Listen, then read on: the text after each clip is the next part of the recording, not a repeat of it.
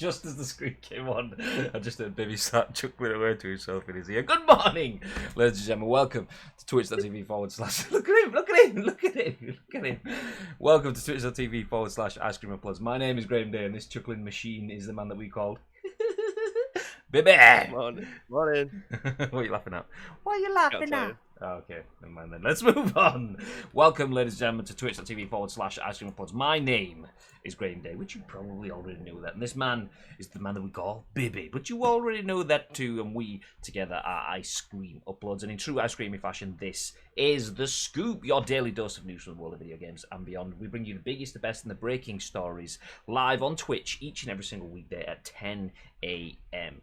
ish UK time. Actually, we're not doing too bad. I mean, it's just after 10:30. We went live at 10:30. That's pretty good for us with the ish. So yeah. You like it? It sounded like you're about to say something. That's why I stopped. Nothing. That's anything. I'm just agreeing. That's right. Yeah, you do that. Anyway, we're going to give you our thoughts and impressions on all the biggest and best stories, and there are a few which change our plans for the weeks ahead. You probably know what we're talking about if you've been watching the news last night, but we will cover it all anyway. And we want your thoughts and impressions on our thoughts and impressions in return, so we can make a little bit of a back and forth. And it's important that you do, because we turn this whole live stream into an on-demand podcast that people can access on youtube.com/ice cream uploads. So if you are in the chat, please feel free to get involved, because everyone on YouTube can use the comment section, but they don't get to speak live to Bibby, who's chuckling at things that you shouldn't be watching off screen. Naughty Baby. And then later on in the day, do you want me to tell you what it was? It's not something that I'm watching. I don't believe it. No, man first walked into the bathroom and said, "Oh my god." Have you just fumigated the bathroom? I'm not going to say anything, but it was the little under a breath that got me, because I've got my headset on. I goes, "Oh my god." Lovely. So obviously he doesn't want to be heard on the scoop saying, "What the fuck?" Disgusting. Yeah, that's what proper tickled me. Oh, chuckling. I can't remember what I said. Oh, that was it. iTunes, Spotify, SoundCloud, Google Play. That's where we put the audio version of the podcast. But if you're in the chat, please feel free to say hello, as Enix has. He's just used the exclusive subscriber emote that says, what does that say, babe? Hello. There we go. And then said yo afterwards, just in case. And Mr. Carlos Powell. Good morning, sir. Long time no sprechen. Sprechen Sie Deutsch? Sprechen Sie English? How's the ambulance of love? The ambulance of love. For those of you that don't know, Carl is a friend of mine who is converting has converted an old ambulance into a camper van, and he got it looking ridiculously good, like installed like a full-on kitchen, cooker, microwave, everything, a collapsible fold-down bed, and they decided it wasn't good enough, so ripped it all out and started again. Because that's why. Anyway, let's go split screen. How was the anniversary, babe? What did you get up to? Really good. As soon as we came off the scoop, Samantha sent me something to say that Dino Park Falls was closed, but the driving range was open. So we just went to the driving range, then went to Five Guys, and then came home and watched The Last Dance. Did you have Five Guys in your mouth? Yes, nice. I did. It was quite cheap, actually. Have you had Five Guys in your mouth before? Yes, I have. Many times. Many times. Lol. Banter. Last Dance is in the NBA documentary. Oh, Jordan's documentary. I've not actually seen it. I mean, it's on the list of things to watch. I've heard it's like the best sports documentary that's ever been made ever. Are you enjoying it? Yeah. Did you watch it all? I am. Well, it's like, I think there's 10 episodes and we're on like episode 8. I thought it was just a Michael Jordan documentary, but it isn't. It's obviously about the Chicago Bulls and how they all, became the most dominant force in NBA history. I'm not a basketball fan per se. I will never stay up till 3 o'clock in the morning to watch it like I do with wrestling or anything like that. It's just one of the things, if it's on, I'll watch it. I don't know much about the sport. I've tried to play the games, but I don't know the rules. So it's just me just running up. Like, the best I can play is NBA Jam. That's about as good as it gets from that perspective for me. But having a look at what it was like in the 90s, not just in basketball, but just in the sport and the culture and everything that's around it, it blows my mind. It feels like it's a completely different world compared to what it's like now. The shit that they could get away with back then like smoking and drinking and stuff like that straight after games. Like I haven't seen a part after the game where Michael Jordan's not got a cigar in his gob after he's finished the match. Or like halftime, there's like it's weird. Like the way that the entire sport is built, it's completely weird compared to what it's like now. So It's I mean, amazing. Oh, sorry, go on, carry on. I don't understand how they've managed to have this footage for that long and no one's done anything with it. Like I'm sure this is the first time we've seen a lot of this footage, and it's been knocking around now for nearly 30 years, and no one's ever seen it until obviously the Netflix have decided to make a documentary on it. So it's a nice little time capsule, even if you're not interested in NBA, just to have a look at what the world was like surrounding Michael Jordan and the rest of the Chicago Bulls. Like, obviously, I know who Dennis Rodman was. It was at one point he was wrestling in WCW, which was the weirdest thing I've fucking ever seen in my life. But and some of the other lads as well, like Scottie Pippen. I know the names. Yeah, I yeah. just didn't know how good they actually were. Like, I know that sounds stupid now looking at it and just seeing that they were super mega stars. But as someone who doesn't pay attention to anything to do with the NWA, I have no idea how big these, but obviously you know how big Michael Jordan is. Not just an influential person on the NWA. basketball court, but yeah, away from that as well with like the Air Jordans and stuff like that. And it's mental looking back at it, and I'm really enjoying it. Yeah, it's on on our list of things to watch, but similar sort of thing. I mean, obviously Daniel's not into basketball. I'm not really into basketball either, other than the fact I'd play NBA 2K. I remember the last one I played, maybe it was 14. Yeah, NWA. There we go. It's a completely different thing. He meant the NBA, but it's fine. Did I say NWA? You did. That's why I said it back to you. Oh right. It could have been the NWO if you're talking WCW, you know. So there you go. I can't remember what I was saying now. Oh yeah, that was it. Yeah, it's on our list of things to watch, but I'm not a basketball person in general. I know the names that you know from Space Jam and stuff like that. So you know the big names. You know the Kobe Bryants and the Michael Jordans and stuff that transcend basketball. Guess what? People's been listening to pre-stream. I wonder.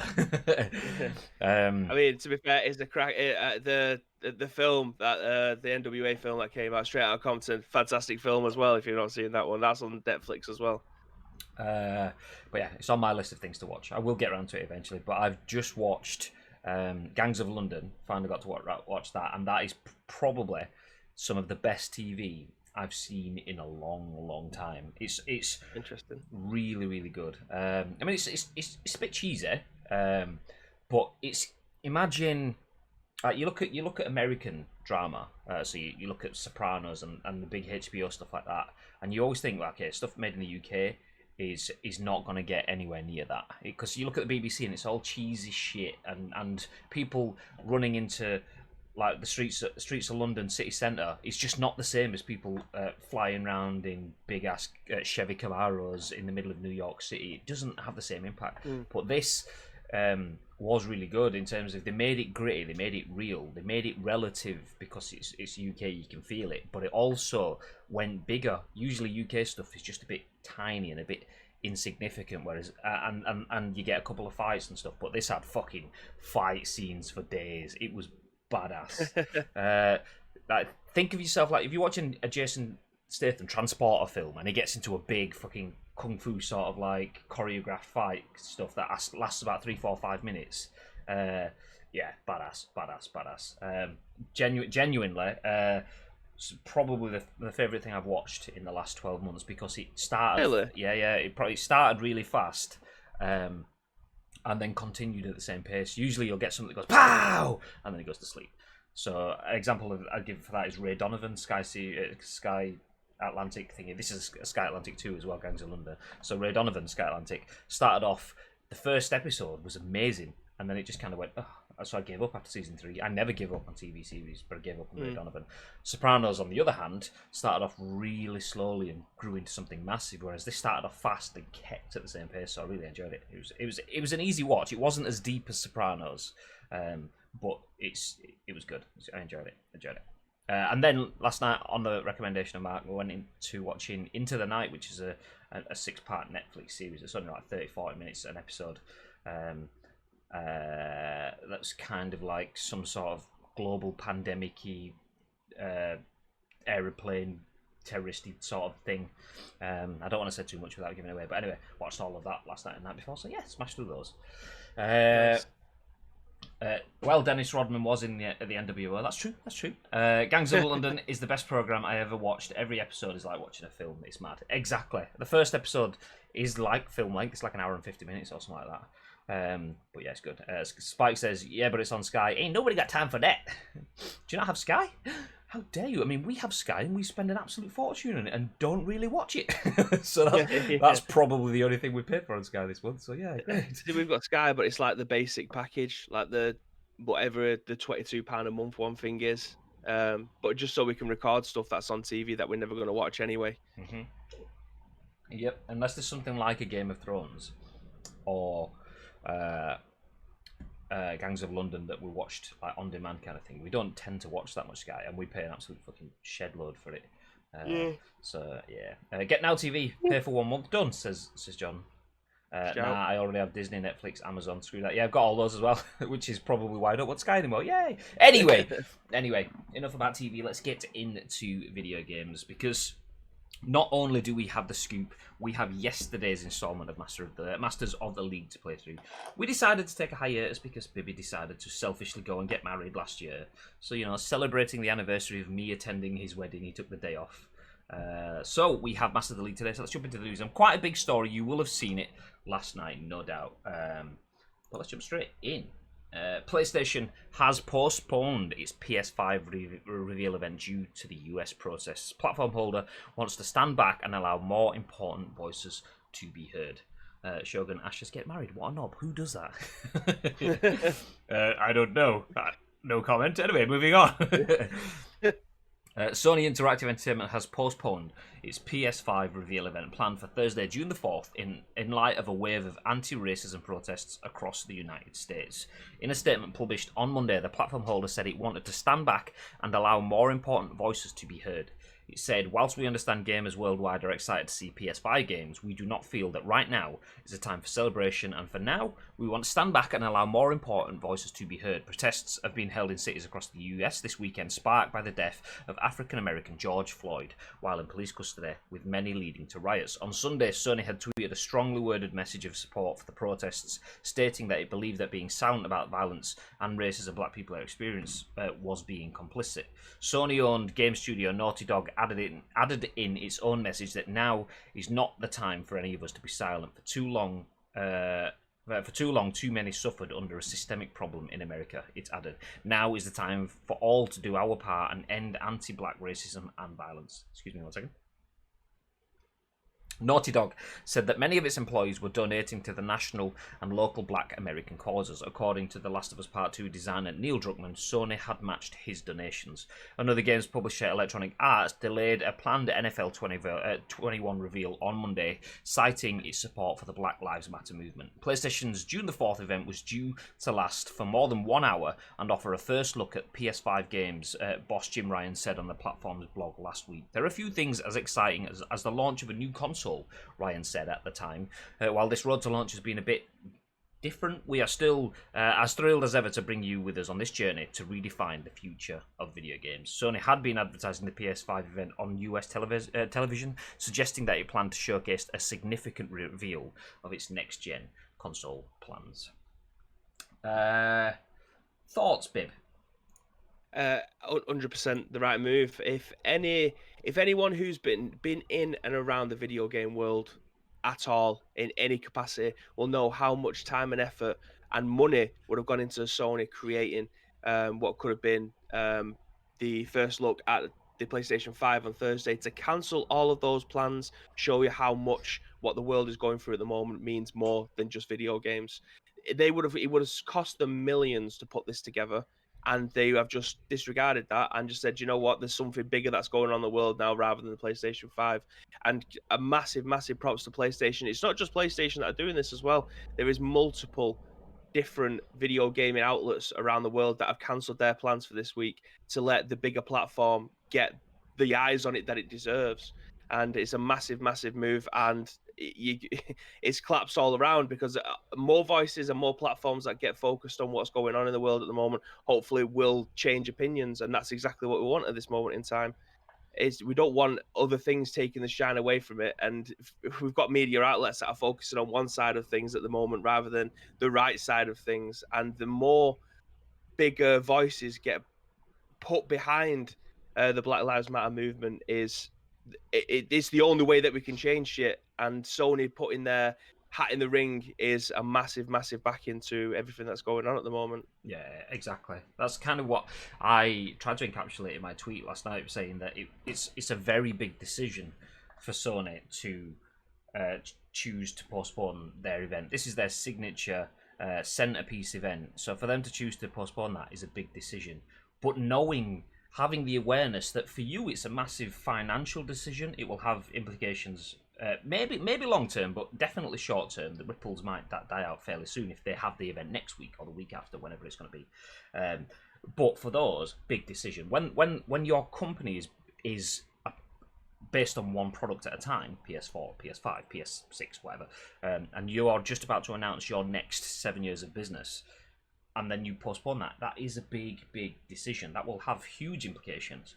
But they've known that, okay, for us to do that, that could have huge implications. But if we go about it the right way, we can minimize the risk of that to our business, and we can leave the airwaves, so to speak, for want of a better word, clear for the voices that should be heard right now to be heard. So they've said basically, we don't want to take any of the gloss away from it. This is a big decision for us, but it's small in the grand scheme of things. And having that awareness, seeing a company going, do you know what, actually, do you know what, sack it. It's not worth it right now. We'll stand back. You go first. Sort out the important stuff. That's actual important stuff, and then we'll sort out the stuff that's important to us and everyone else as a secondary. And do you know what? Fair play to them. That's a big move to do that.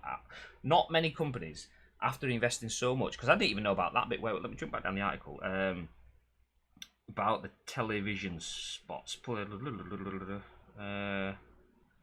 I can't even find it. There's a bit in there that said that they've basically been plastering it all over TV so that they can get the message out. And yeah, TV advertising isn't cheap. I mean, it's cheaper than it was 20 years ago because the internet has weakened it, but it's still not cheap. If you want prime time, widespread advertising, you're looking at hundreds of thousands of pounds, if not millions, depending on the channels and the times and the programs and so on. So okay, let everyone watch our event on this day, and then it drops off, then you've just put a lot of money into publicising something that you can't get back. Then the TV channels are not going to go, oh, okay, well, yeah, we understand it got delayed, so we'll give you another spot. No, that's not how it works. So for them to just go, do you know what, actually, we've invested, but it's a drop in the ocean. Any amount of millions of pounds is irrelevant when it comes to loss of actual human life. And big news. Fair play to rather than cancelling the TV time that they've got, I would like them to be able to put an advert out for this instead, saying, well, we was actually meant to, release the PlayStation 5 details at this moment in time, but as you can see, there's bigger things in the world. Get online. If there's protests around your area, pop down, show your face, kind of thing, rather than just cancelling it altogether. I don't know what the logistics are of creating a TV advert. I've never been in that kind of media before.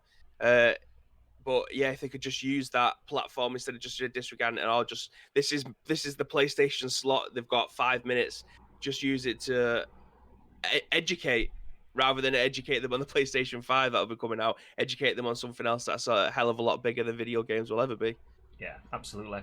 The interesting thing, talking about the education side of it as well, a lot of people, I mean, the end of my comment yesterday was, do you know what, props to Sony for doing this, but also I wish I'd like to be able to give the props to everyone else that's in the comments, because if you look at the comments of Sony's post as well, self-entitled weapons. Just like, so I've got to wait longer for my games. Fuck you. The Black Lives Matters movement is just an American thing. It's nothing to do with me in whatever country I'm from. It's like, it's not. Oh yeah, it's not an American. Nothing thing. like that ever happens in the UK, does it? Fucking hell. It's just, like you say, it's just self-entitled wankers. Like, there's just no need for it. There's no room for them in this world, but they seem to think that there is. Unfortunately for us, we have to put up with them. It's the irony of it as well, though. The Black Lives Matter movement is about equality for everybody. That's what it's about. And they're saying, okay, well, this doesn't impact on me, so it's not a problem. That's literally what it's competing against, you absolute muppet. Can you not see this? That'd be amazing, says Show. I'm assuming that's about the Sony element. Spike says, Ash, you've obviously never encountered any racism, right? Well, it lives in the UK. It doesn't happen over here, does it? Fucking idiots. I mean, it lives in Birmingham as well. So I mean, it's probably equally being racist against me as a northern guy that just sits there sipping on a cup of Bovril and gravy or whatever, and I've probably done it in return. So yeah, 100%. No, but yeah, obviously, banter aside. Do you know? I'll keep the banter out of it for this bit because it's not really the place for banter, I suppose. But yeah, the interesting thing though is that Sony have been quite verbal, and there is still going to be difficulties for a business of Sony's stature. Sony is a global brand. It's not a UK brand. It's not an American brand. So they do have to kind of look after themselves whilst looking after everyone else. You can't look after everyone else if you're not there. So naturally, they have to curate the messages in a way that won't damage their business too much. So I think that's kind of a shit way of saying they have to support stuff, but do it in a way that doesn't turn everyone else against them, which is a shit thing to do. Basically, in essence, you could see that as pandering to the racists. But not so much. They just have to pander to different people's opinions while still standing up for their beliefs. But Sony, despite that, the easiest thing they could have done is just gone, okay, well, we're not going to comment on it. We're a global technology brand. But they've understood that that's being complicit. If you don't comment, then you turn in a blind eye. You might as well be doing it yourself. So they are commenting, and it's funny to see that they're getting attacked. For a brand at that size, you can't win, because if you don't say anything, you get attacked, and if you do say anything, then people are now attacking them with the look at you. There's an image that I keep seeing being posted everywhere, and it's a black and white text image that says like empty statement this tell people to stand up that, and then brand at the bottom, trademark. And it's like, yeah, post a black and white text, it shows that you mean much, and it's like, yeah, but you're not helping the matter by if businesses feel, okay, I want to say something, but I don't know how to do this. If they're taking the first step, applaud them, help them move forward and say, okay, now that's a good start, let's move forward. Don't attack them and say, yes, your message is very generic. Help them to take the next step. If they want to help you but aren't sure how to venture into those waters, help them. But people are shooting them down and saying, you just posting a message isn't doing enough. But then people aren't actually looking forward. Anyone that just wants to cut Sony down like that aren't looking into it, because Sony are matching their employees' donations to help all these causes. So it's not just a verbal post. They are financially contributing to the cause. Sony's not going to be on the streets. Like, you're not going to see Sonic. Oh, that's Sony. That's Sega. you're not going to see Nathan. Awkward. You're not going to see Nathan Drake windmilling down Manchester High Street or whatever in a protest kind of thing. Sony, as a digital company, can't do that, but what they can do is spread messaging and donate to the causes that are fighting the fight properly, and that's what they have been doing. So it's a bit disheartening to see brands that are trying to tread new water for themselves being pulled down for not speaking, and then being pulled down for speaking. And I think that's like it's all of this like There we go. That show says, I think the vast majority of people are seeing Sony doing the right thing. I think that's kind of what I'm getting at. There's kind of an undercurrent that it's all of this, the media. What's the word I'm looking for?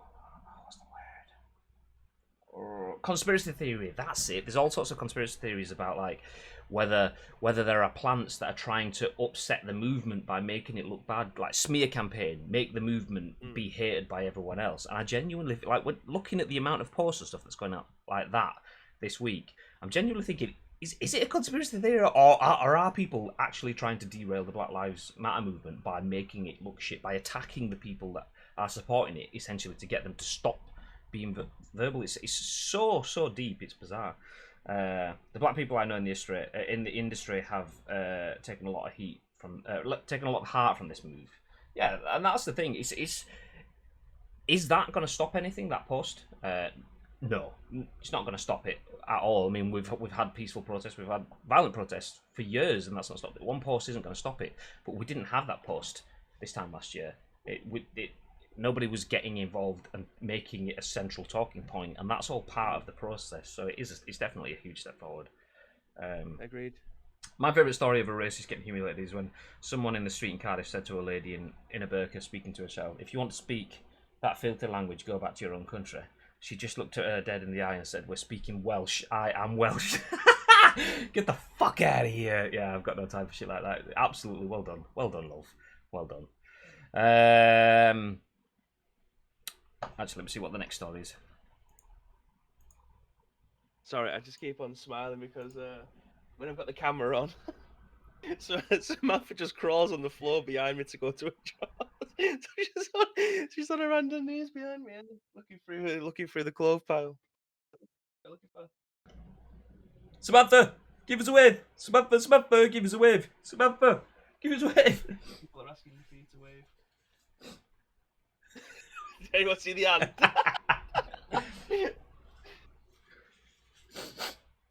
I had an absolute power sneeze then. Hopefully I muted it in time. I think, well, I got the back end of it. Oh, you always do. Bless you, G-Day. Thank you, love. Question. Yes. More like completely going off of the importance of the subject. Just want to make sure everything sounds good. I asked Bibby about it before the stream, but obviously he's on Discord, so you can't hear it. I have a fan on like super high behind me, and I've added a noise suppressor, which I probably should have done ages ago. To be fair, I didn't realise I didn't have one. So my audio quality hasn't dropped off too much, has it? Since I didn't, because I'll turn it off now so you can tell the difference. So this is me with the noise suppressor, and then now this is me without the noise suppressor. I'm assuming you've got like a in the background. If that is the case, I'll put it back on. If it's ruining it, I'll leave it off. Let me know. Spikes. Your biggest fan in here is me. Yeah, I love you, man. Oh, he's clipped it. I'm gonna have to watch this. You see a little hand. So yeah, anyway, I've turned it back on. If it's crap, let me know and I'll ditch it. Obviously, that's not a fan. That's just a knob and a motorbike if you caught that noise. But there we go. Okay, PlayStation has postponed its PS5 reveal event due to the US protest. Absolutely 100%. That's what they've got to be doing. We won, obviously, now be doing a watch along at 9 o'clock on Thursday because there's nothing to watch along. It'd be a bit of a crap stream. So there is no watch along. We will postpone that to whenever it does come back. So stick around and you'll find out when. Hey, mate.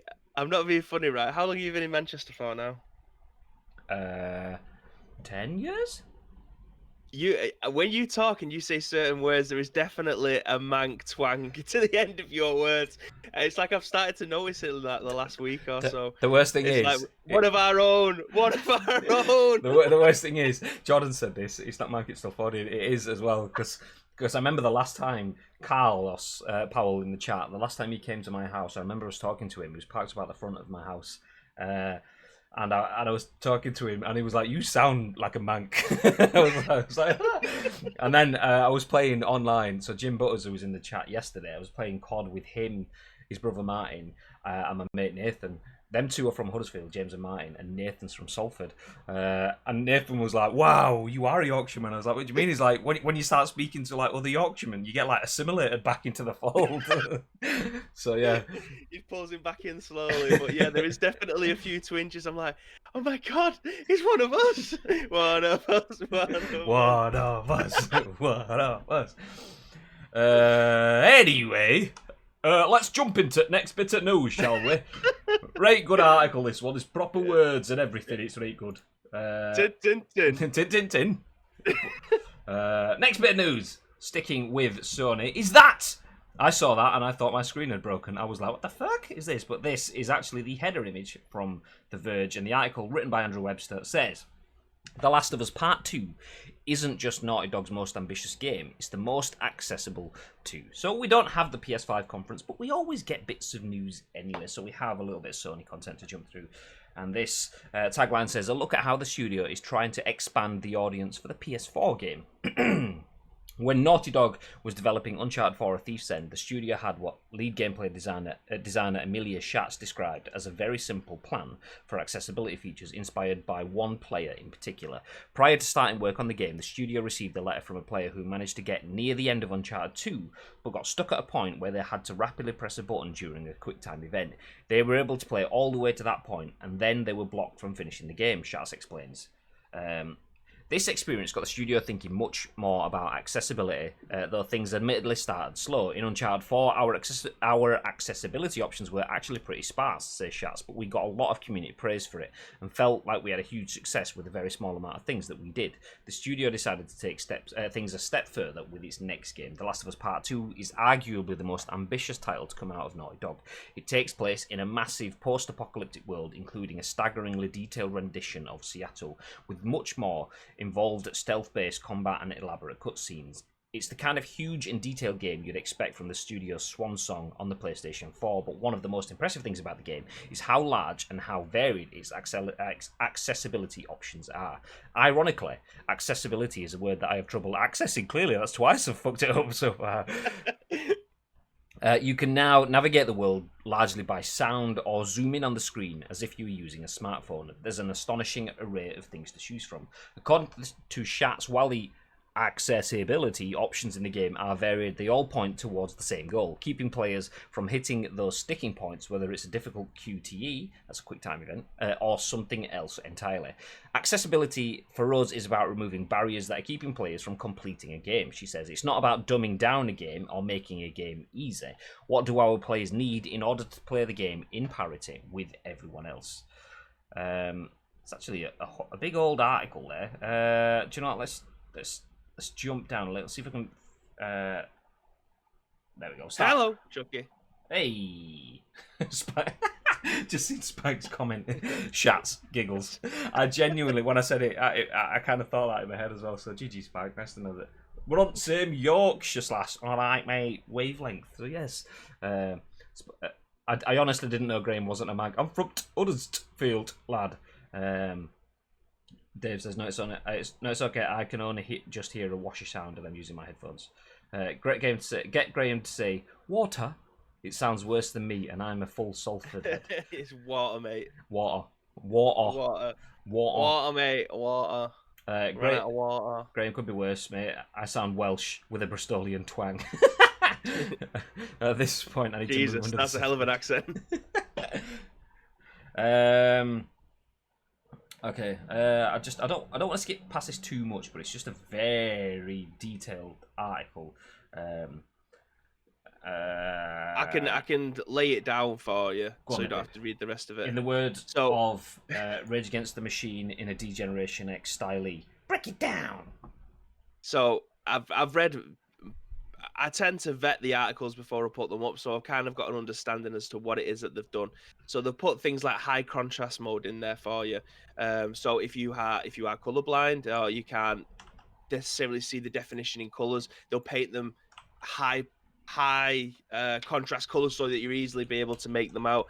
They've put different controller schemes in there for you, so if you haven't got access to all of your fingers, or you may have one hand, you'll be able to play the game with just one hand. It's just making the game accessible for everybody, regardless of the condition that you may have, or the disability that you may have. So that's essentially the article in itself. They've made it so that everybody can play this game in one way or another. So instances like the person who couldn't get through to the end of Uncharted 2 because of the quick time event can now finish this game if there was to play it. No, well, not finish it because that was Uncharted 2 and this is The Last of Us. But basically, they made the game so that everybody can play it.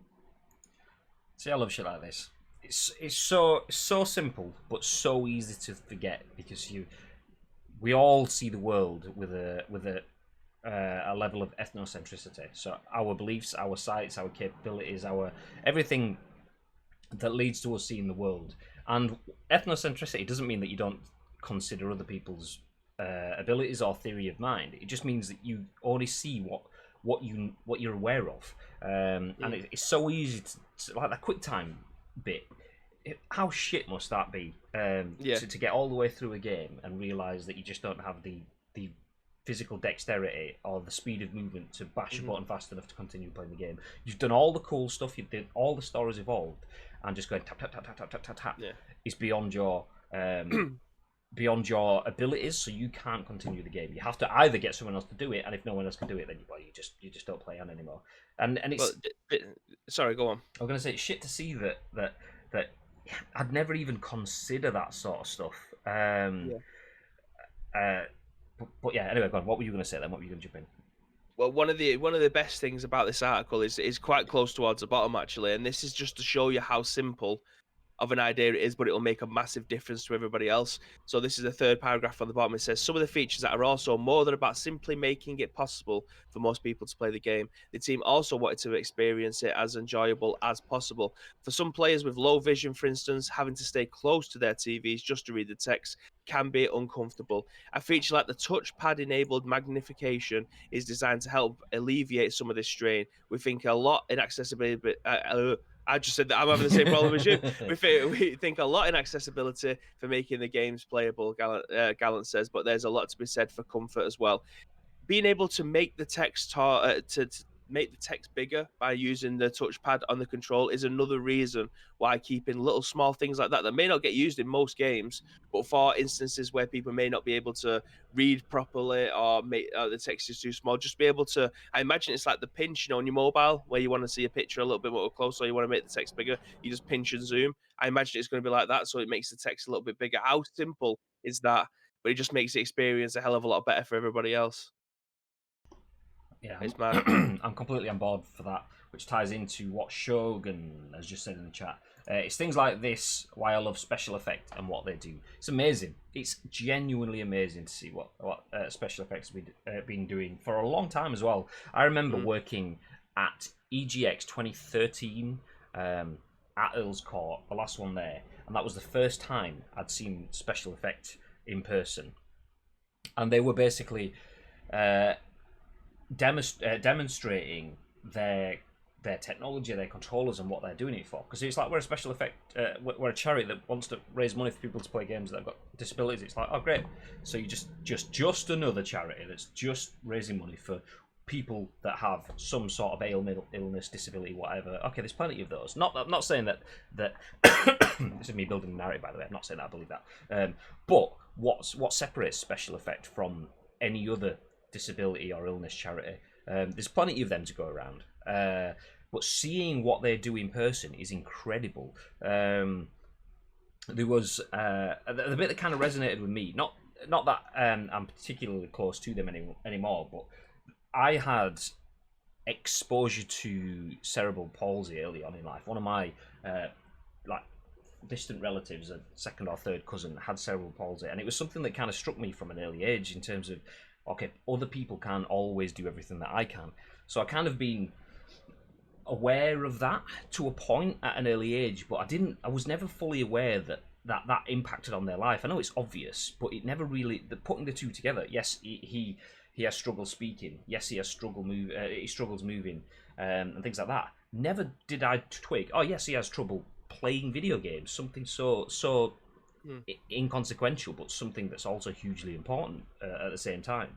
And at EGX, special effect were there with a controller where you can control the whole game using your chin. I don't know if you've seen it. It's basically like a little pad thing that they put against your chin, and you move in your mouth up, down, left, and right, and it controls the thing on screen. And it was really good. I mean, obviously they had a long way to go, but that's where the investment, that's where the donations and the charity and stuff goes into it. But seeing that and built alongside of their physical elements like the controllers and their adaptations to controllers to make it possible for people to play it, raising the awareness to the point where Naughty Dog, obviously Naughty Dog are talking about a person from their community, but other games have been massively influenced and have worked with the likes of special effect to include more accessibility so more people can play them.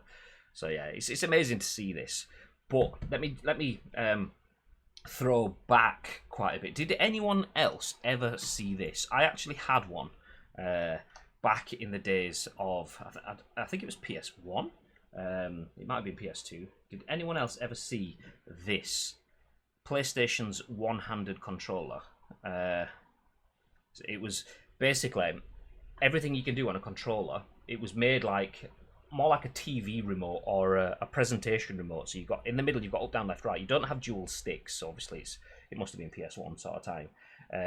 But all of the buttons were around the front, so you can get some with your thumb. And then on the back, there was like triggers. So there was like 4 triggers on the back, so that you could do like all of the L1 hour. It's bizarre. I mean, don't get me wrong, that was horrendous to use. It was complex as shit because there was so much going on one hand at the same time. It probably wasn't developed with the idea of being able to move, run, jump, and do something else at the same time. But it's amazing to see that we were getting there years ago. There was officially PlayStation licensed controllers, a one-handed controller that looks more like something you'd see in Star Trek. That's how complex it is. But we were getting there, and then it's kind of dropped off. It's bizarre to see that it's not on the cards, at least not for PlayStation anymore. Obviously, Xbox have got is it called the adaptive controller? Is that the one that looks like it's just on the desk? Yeah, it's got two like round discs. the 2 round discs. So, I mean, Xbox adaptive controller. There we go. Let's open this back up again. So this one. So this is Xbox changing the way that they're creating games so that video games can be accessed by more people. Because if you can't hold a controller, if you can't physically wrap your hands around something and press the buttons, then video games is out of your reach. Video games isn't just about watching; it's about the integration and accessibility. And naturally, we're all aware of that. That one-hander would make so much more sense as a joystick instead of having it on a D-pad. Yeah, that's the thing. It was a good start, but it's weird that it never progressed. I know it wasn't directly made by first party, but it was first party approved. Sony approved it, went with it, but then just kind of like didn't take it any further. But yeah, I think that's the reason why Xbox has gone for this sort of setup rather than the D-pad, because obviously it's a bit more accessible having flat plates as opposed to D-pads. But I can relate. My mum has MS, and she can do simple things like open cans and lids and stuff like that easily. She's still got movement, but her grip's kind of like weakening, and that's kind of what terrifies me for later on in life. Is I don't mind getting old man speed reaction times, because you just kind of accept that. I'm not as good at playing first-person games as I was 10 years ago. I just don't have the reaction speed. I don't mind dropping off a bit of speed, but it's the idea that I can't physically press the buttons that terrifies me. So yeah, thinking 15 years from now, if I can't press buttons and I can't play games, then that's it. What's the point? I'm done. Which is why I've got so much affection for special effects and what they do. Mm-hmm. Is MS a muscular issue? Yeah. Do you know what? I don't have the science behind it, but I believe that's it predominantly. I think it's kind of a bit of everything. In terms of muscular is what you notice, but it's kind of what's the word? Immune system and everything. It's kind of an all-in-one, a bit of a shit show thing. But anyway, let's not get too deep. Can you hear the binman outside? I can't. I've been attacked by a fly though. I've just turned into a ninja here. I can't because everyone's been inside their own gaff and they've just been getting pissed. Like the amount of beer bottles that you can hear smashing outside are past every. Yeah, it's like everybody's house usually. I heard that though. You can't hear that. It's mental. Like it's not just a few glass bottles. It goes on for like 3 or 4 seconds as they're pouring it into the car. Cling, cling, cling, cling, cling, cling, cling, cling, cling. Man. We'll jump on to one short article, and then we've got a bit more of a beefier article to follow. So let's move forward before Bibby. I mean, Bibby says it's everyone else on the street. It's absolutely not his bins. Oh no, mine's full, mate. Mine's El Ramo. It sounded like 1,000 rosé bottles falling into the bin. Oh yeah, definitely, 100%. The rosé's falling. You goddamn right. Next article. Codemasters has secured the official World Rallycross license. 5-year deal kicks off in 2023. Codemasters, creators of the beloved Colin McRae Rally series and the critically acclaimed Dirt Rally games, has secured the official WRC license from 2023, as reported by GI.biz, with a deal that currently runs through to 2027. It does mean there'll be quite some time until we see the fruits of the deal, with a new game from the Dirt Rally team due before the deal commences, with Dirt 5 also on the slate after it's revealed earlier this year. Big Ben Interactive continues to hold the license and will carry on producing games in the meantime, with this year's WRC 9 set to continue developer Kyloton's impressive run on the series. The last Codemasters game to carry the official WRC license was Colin McRae Rally 3 back in 2002, whereupon it was picked up by Evolution Studios for a run of PS2 exclusive titles before Milestone stepped in. Thoughts, Bib? I mean, I'd like to see how many games of these get sold nowadays. I want to know how much they paid for the licenses as well compared to other things like the MMA license, the FIFA license, the Madden license, because we've just seen that Madden have just signed a new one with the NFL to continue to create simulation NFL, American football games rather than what we're going to be getting from 2K, which I'm guessing is just going to be like NBA Jam, what were they called? Playgrounds, I think it was called, where it's just like an arcade versions of the game. So it'll be interesting to see how much they would have had to pay to acquire these licenses. Yeah, I mean, I know football clubs' fees roughly, without giving too much away. I know that they can be quite large. Not so much football clubs as well, but tournaments and organisations and so on. I'd be interested to see how much a WRC license would go for. I mean, this is obviously exclusive for a good chunk of time, 2023 to 2027, so for potentially 5 years, depending on how the calendar split goes there. I wonder how that would compare to something like a football club, to a football license. Is it a fraction of it? But even still, I mean, whether it is or isn't, it's the entirety of the cost of it. The cost is relative, so it might pale into insignificance next to say a Champions League license. But if still a license, isn't it? Yeah, exactly. If it's the main body of a game and that's a large chunk of money for that game, then it is what it is. But yeah, I am quite receptive to this. I've said every time we've touched a racing game for the past couple of months, I kind of phased out when Colin McRae games phased out from my appeal to racing. I'd smashed it loads up until that point and then kind of dropped off. I didn't actually tell a lie.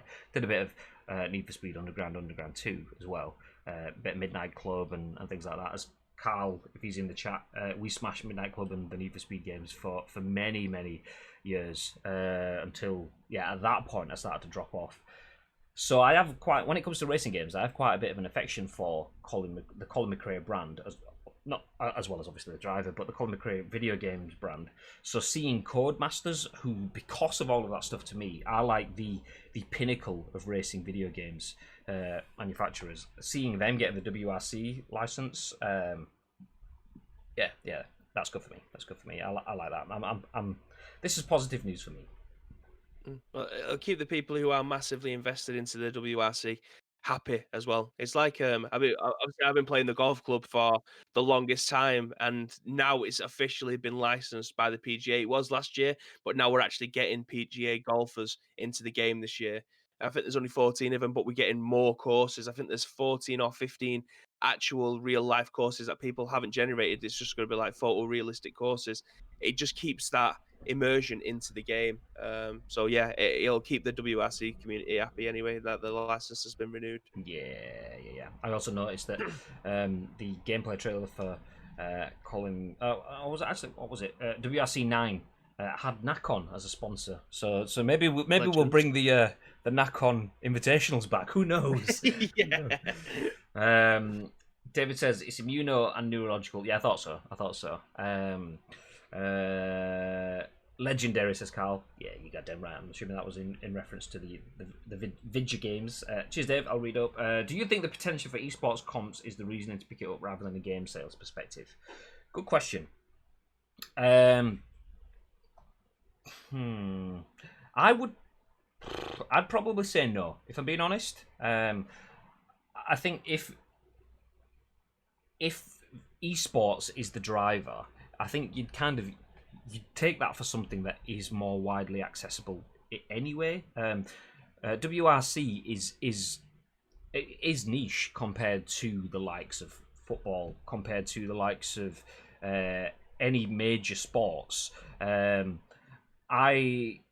say if it was an esports driver, you'd maybe see that with bigger games that are bigger. Say rugby, for example, is still quite small compared to football, but that has a bit more footing than WRC and rally sports. They are quite small in comparison. So yeah, if that's all based on esports, you have to not only find the audience of something that is quite small in the real world, relatively, and then putting it into a digital world, and then finding the cream of the crop, i.e. the esports ready players of that game. So you're already working on a small user base that's been shrunk because it's moved to digital and then been shrunk because you've moved to the top of competitive gaming. I wouldn't see it as that. I would say it's definitely about video game sales. If the user base is small, then maybe it's passionate. So by giving them the realistic representation, by giving them the licenses that they're aware of, then that way you're more likely to get more sales. So I think it'd be more about maximizing the sales of the user base that they have rather than trying to create a competitive top end of it. I mean, don't get me wrong, I reckon they probably will do that, but I don't think that will set the world on fire.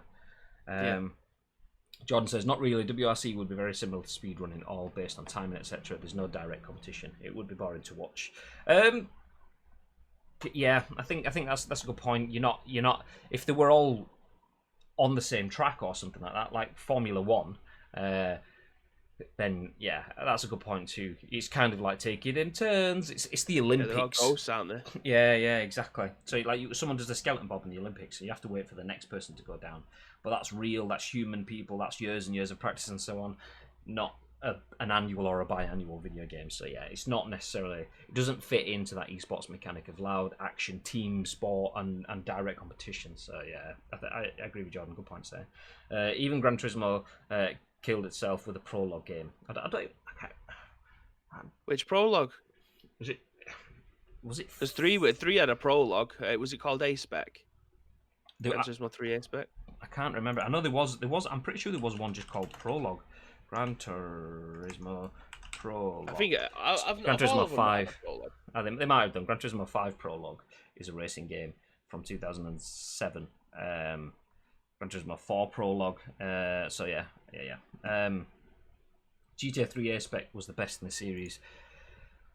I can't even remember. I mean, I mentioned it the other day, Carl. You weren't here on that day, but I was telling on the stream about how we played Unlock the Escudo Pikes Peak version and then did one of the endurance races, which was the hour-long race where you're going around the racetrack as many times as you whatever. So we just stuck on the Escudo Pikes Peak, put an elastic band around the controller to keep it pushed against the wall, the outside wall, and then put something on the X button to keep it accelerating so that we could go to my house, pick up some stuff, and then come back to his house. And when we got back, we'd won the race. Yay! Well, whilst also ruining the right-hand side of your car as it smashes against the... Yeah, but that's the thing, though. It absolutely trashed it, but because it had so much power, it still won the race. It by rather than landsliding it, it was just like a comfortable win. Yeah. The only thing that was an issue was like the oil changing and shit like that, or whatever that you had to do at like 70 laps in or something like that. But we got back in time to just catch that and then did it again. The reason I say that is I'm sure Dirt and Dirt Rally games surely outsell any of the previous WRC games, and having that brand is more attractive when doing tournaments with official drivers, etc. Yeah, I think they'll have that sort of stuff.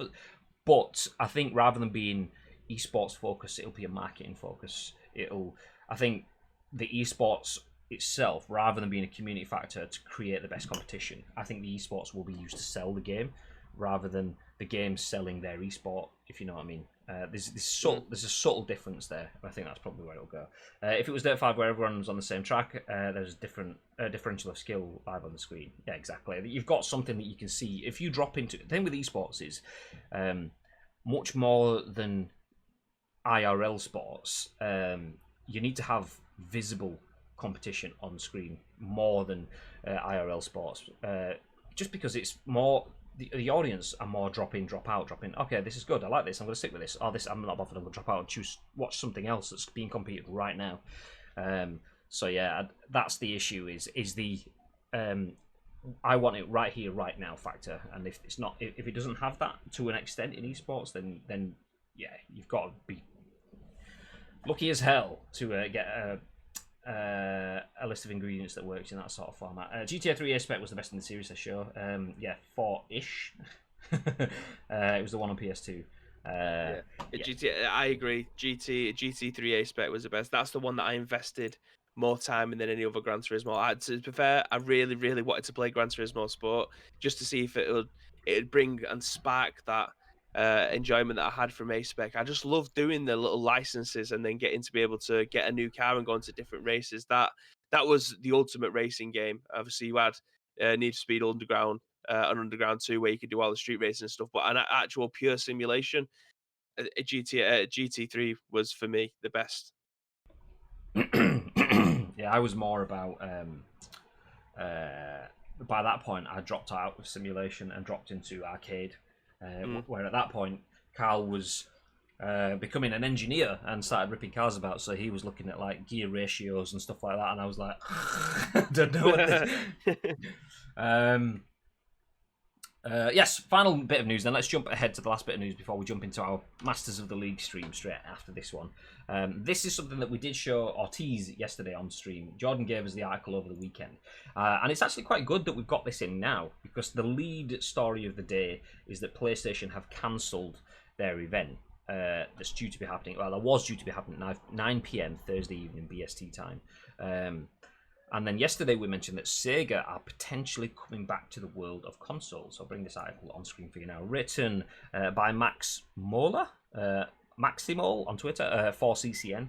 Sega prepares console comeback and they're about to get wrecked. A lot of belief there. There may be a new console coming from Sega of all companies, but can it compete against the Xbox Series X and PlayStation 5? Asks the tagline. So one journalist is teasing some big Sega news for June the 4th. June the 3rd is the group's 60th anniversary. Could Sega be prepping to re-enter the console war? So June the 4th, obviously, is Thursday, and that's when PlayStation were going to be doing their conference. Obviously, they've postponed that to give more breathing room for the Black Lives Matter campaigns that are happening at the moment. They don't want to take the focus away from that. So it'd be interesting to see what happens here. Anyway, 2020 is the year of the next generation console. The Xbox Series X and PS5 are slated to launch this holiday season, but there may be new hardware entering the battle coming from Sega, of all companies. Is Sega ready for a comeback? Sega, of course, left the console war after its Dreamcast in 1998. Since then, the group has focused on Sonic, Total War, Yakuza, Football Manager, and its other franchises. However, one Japanese journalist, Zenji Nishikawa, claimed to have a huge scoop on Sega in a recent live stream. And it should be shared in the June the 4th issue of Famitsu, according to a report from Gematsu. Excuse me 1 second, I'm burping. Nishikawa says, My column in next week's issue of Famitsu is crazy. I got a huge scoop. It's a world premiere article and an exclusive. It may not be Nikkei or Weekly Bunshun, but if you want to know if it's a scoop that big, it totally is. Nice product placement, cheers, guys. The journalist further confirms he's talking about Sega and that this scoop is as significant as Wired's PS5 story from 2019. Considering June the 3rd is Sega's 60th anniversary, there is reason to think that the company is re-entering the hardware game. That would be a terrible idea. 1 5-worded paragraph. Damn. They don't believe. So Nishikawa notes his scoop isn't about Dreamcast 2, but who's to say Sega won't release a brand new console for its big anniversary? After all, the group has released mini versions of its old hardware over the years. Also, earlier this year, Sega revealed a new character related to its brand. This character's name is Sega Shiro, portrayed by Maito Fujioka. Why is that notable? Well, Maito is the son of Hiroshi Fujioka, who played the Segata Sanshiro character used to promote the Sega Saturn in the mid-90s. Why follow up a marketable character if you're not following up on the product he was meant for? It's almost as if Sega is gearing up for a big advertising push. However, the thing is, a new console would mean competing against hardware giants Nintendo, Microsoft, and Sony. We're already waiting on the Xbox Series X and PS5 price points. Who wants to save for another console? Plus, the world is already in a financial struggle due to the pandemic. Is now really the time to reveal an expensive new box? Sega wouldn't be the only company looking to make a comeback either. Of all the groups, Atari is working on a PC/console hybrid device dubbed the Atari VCS. That's even more competition. We'll know for sure next week, but Sega should absolutely be wary. The world can only afford so many consoles. Excuse me. Bib. Thoughts? Well, it's something that I spoke to you about not long ago. If there was trying to get back into the market again, I don't think a brand new console would be the best thing for them to be doing. If they could bring a hybrid console out to play older games, i.e., like the Sega Saturn, the Sega Dreamcast, things like that, like an all-in-one. That would be the dream, but it's not realistic. I'll be interested to see if it was to ever bring out a new console again, because I don't think they should. If they did, they'd have to expect to not sell that much. I mean, they'd probably sell a great deal in the West, Sorry, in the East, I don't think they'd sell that well over here. Apart from if it was to bring out nostalgic games like Sonic the Hedgehog, but how many of those remade games have we seen over the last couple of years? Works for Nintendo. Yeah, well, yeah, I suppose. Wait, But yeah, I mean, I'd love them to be able to bring out a hybrid system that plays the older stuff, whether or not it'd be on an emulator like you get on the mini SNESes and the mini Mega Drives and things like that, or it's just going to be you can use your native, I don't know, discs or cartridges or whatever it could be. I don't know. But I mean, this is all speculation at this moment in time. yeah. There's been nothing solid. This guy's just saying that he's got the scoop. Which we will Who find out knows? in a couple of days. I mean, I kind of prepped that a little poorly when I was saying, obviously, Sony have cancelled their stuff. Will Sega? I mean, it's not so much Sega, it's a scoop, so it's not a Sega event as such. Sega's anniversary, they can't cancel that because your anniversary is your anniversary, and that's tomorrow. And then the day after, this guy was going to have the scoop. So, yeah, I mean, you mentioned that would they just rehash Sonic and stuff, and I said it'd work for Nintendo. It's worked for Nintendo, but shows said, I don't see this being a good move. They'd be looking at getting into the same space as Nintendo, and that's just, nah. See, that's the thing. Yeah. That's the thing. I mean, what if Sega were to do this? What would they do? Would they create a PS5 and Xbox competitor, so there'd be a third wheel, in that race? I mean, there's already two people there anyway. Do we want another first party that's going to give you another place to play the same games? I mean, that in itself at first isn't a bad thing, but if you've already invested in PlayStation for the last 5 generations, or the last 2 generations, you will have a shitload of PlayStation games on your PlayStation Store digital library that you've got there that you won't be able to play in your Sega. If you're an Xbox player, same thing. You'll have a lot of games in the Xbox Live Marketplace and Game Pass and all the rest that you won't be able to play on your Sega. So if that's what they're going for, then that's an uphill fight. So they need to bring a USP or a different way to play it, and that's how Nintendo have been successful. Nintendo haven't always got this right. They failed with the Wii U, but they've nailed it with the Switch in providing a different way to play. So what can Sega do that's different from not only Xbox and Sony, but now they also have to find a way to differentiate themselves from Nintendo. So that's going to be a difficult thing. But jumping back into the chat, there's a comment there which Jordan posted just as we were going off yesterday. We were talking about this, and he saved it and posted again today. And he says Sega plus Microsoft rumors are wild right now. And that's an interesting one. So are Sega going to do their own thing? There is also a conversation about whether Sega is going to be a Microsoft thing. And it goes into this by saying, especially with all the stuff with Microsoft staff wearing Sega shirts, Fantasy Star 2 only appearing on Microsoft systems, tons of Sega exclusives coming out now on Game Pass, and Xbox all of a sudden, and now Sega might be releasing the Series X as a Sega console in Japan to drive sales, but probably give Sega full access to everything Xbox in return. But all that was debunked yesterday with the guy saying it's got nothing to do with Microsoft and Sega partnerships. Buyout.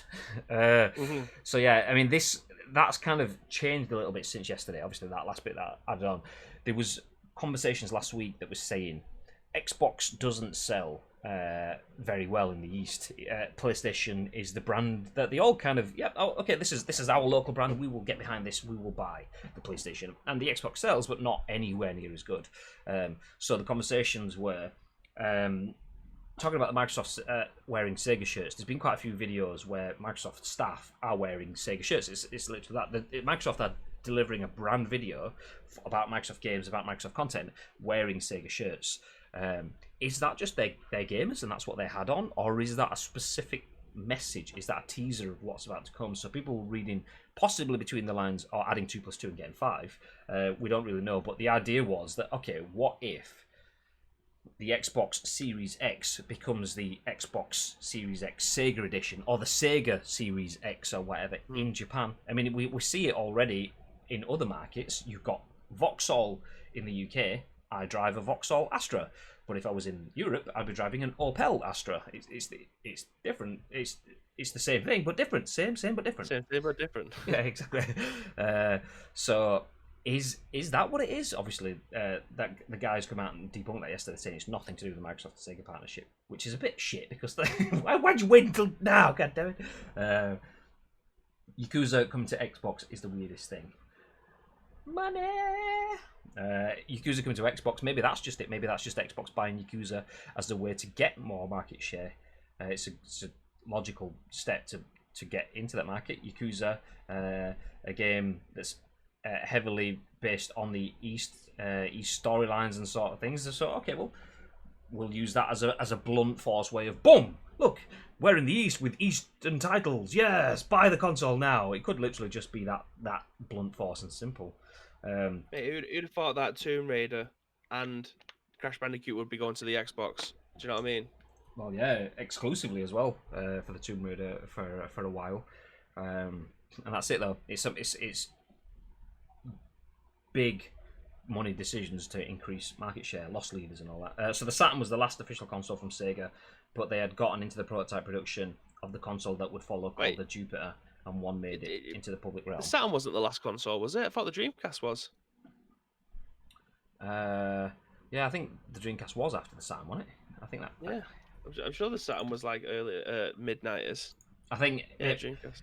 I think it's more not so much about the last console, even though it does say that there. I think it's more about they were going to do a follow-up to that called the Jupiter as well. I'd never even heard of that though, or is that a joke that's flopped? But yeah, Dreamcast followed the Saturn. Saturn came after. What's it called? Brain fart. Mega Drives. There we go. Or the Genesis, if you're in the opposite side of the world. Mega CD. I used to love the Mega CD. But anyway, yeah, so Sega prepares to come back. It's the Sega's 60th anniversary tomorrow. So, expect some big things potentially. And then on Thursday, the news could be revealed. I imagine because it's not an event and it's just some content that's been prepped for a magazine. There's no way that they're going to hold on this now because it's in production. So we will have some news. This big PS5 Wired-esque scoop that will be coming on Thursday. I'd be interested to see if this is actually a scoop. Like of that proportion. So this journalist further confirms he's talking about Sega and that this scoop is as significant as Wired's PlayStation 5 story from 2019. That PS5 story was massive. It had technical information about the PS5 having SSDs, about loading times, about how it differs from the PS4. It was first official news. It was big news. So is this journalist just hyping himself up to get his column inches, his pound for pound bit of viewing, and it's actually not going to be that great, or is it going to be huge? Well, we'll find out. Well, we'll know anyway. If not Thursday for our time, we'll know on Friday for the scoop. So we'll give you all of the information. It's a Japanese magazine, so it won't be. Well, not only that, but Japanese or not, magazines have to be printed, and then you've got all of the distribution and shit that goes into that as well. So Japanese or not, magazines don't stop once it's in production because you can't recoup costs and stuff. And not only that, there's not a lot of money in print journalism, so if you just suddenly hold the presses, stop the presses, you're eating money for doing that. But Sega has deals with so many companies now. How would they kill those deals, or would they still keep sharing Sonic, etc.? I imagine they'd probably. Good question. I imagine they would keep some things for themselves, but some things they'd probably keep sharing if that was the case. Or it would be a case of those titles are fine, but we have our own titles. And that could be a good sort of marketing way if that was the case. You say if Sonic is the linchpin, get a Sonic game on the Switch. I know there's been a few. Get a Sonic game on the PlayStation. Get a Sonic game on the Xbox, and everyone suddenly starts loving Sonic. And then, okay, we've got the best Sonic game just than ours. That's a console seller. Then it's a reason to buy the console. Maybe. Can't see that being the case with Sonic in particular. The brand doesn't have as much value as it had in 1995, kind of thing. So I don't see that being the case. But yeah, Jupiter is real, and I had half-type response to something that I thought I'd deleted first. Okay, there we go. Microsoft seems to have a good relationship with Nintendo if they got bought out. I don't know what you mean. As in Nintendo going to buy out Sega? I don't know. Anyway, well, let's leave it there. It's all speculation. We don't know, but we will know by Thursday. So let's wrap things up so we can get into Masters of the League. We are in the transfer window as well in Masters of the League. We're just about to make some decisions. For those of you that don't know, you can get involved. I mean, is chat bot on?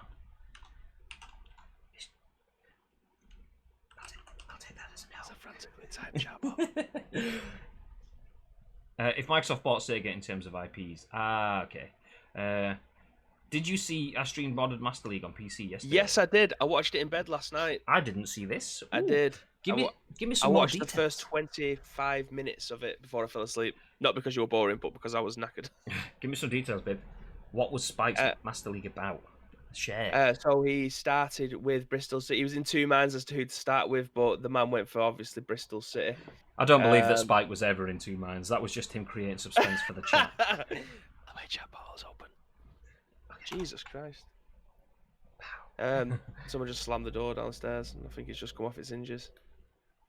But yeah, he's got the Sky Sports overlays and stuff like that. It looks smart. Nice.